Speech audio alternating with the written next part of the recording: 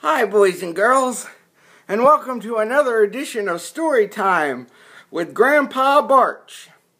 Are you boys and girls sitting crisscross applesauce? Oh, you better put on your listening ears. I'm going to put on my listening ears. That's right, I want you to pay close attention to Grandpa's story. Look, boys and girls, I look just like Michael Phelps. Well, I'm on to his secret of how he won the Olympics.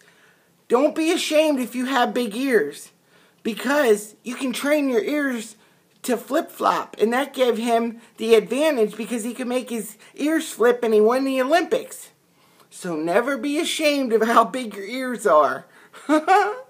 Grandpa Barch here. Now, in my day, we didn't have these fancy-schmancy iPads and shit. We just didn't have it, and that's the way it was, and damn it, we liked it like that. So, Grandpa's going to tell you a story. Here's my cane, I'm really a grandpa. In olden days, a glimpse of stocking was looked on to something shocking, but now God knows anything goes. You know, nowadays you have these fancy riding lawn mowers. But when I was a kid, we had to mow the lawn with this. We had to mow the lawn with a steam engine. And God blame it, that's the way it was, and we liked it like that. Okay, let's get on to the story, boys and girls. This story is about a snake. Don't get too excited. This snake has very sharp teeth and all.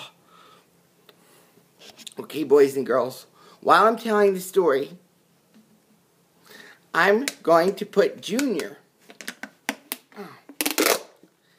in this plastic container. Do you have any questions? Okay, Junior, you be good and stay in there. What did you say? No, I didn't punch holes in the top. He's only going to be in there for a little while. Okay, let's start the story. One day, Junior was in his mom's kitchen, and he was just hissing. And his mom said, "Junior, why are you hissing?" Well, he was just learning how to hiss, so he kept going. And so his mom said, "Junior, why don't you go over to Mrs. Potts' pit and hiss?" So after a while, Junior, he went out the door and over the tall grass and over a tree log, and finally he got to Mrs. Potts' pit. And he was just hissing, and Mrs. Potts said, "Junior, why don't you go on home to your own pot?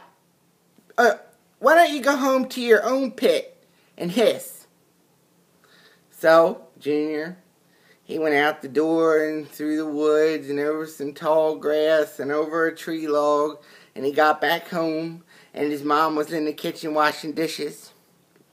And Junior started hissing again.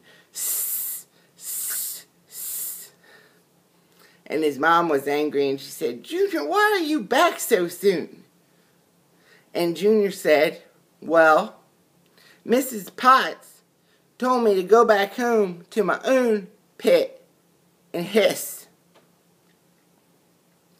And so Junior's mom got mad, and she said, "Well, I remember when Mrs. Potts didn't even have a pit to hiss in."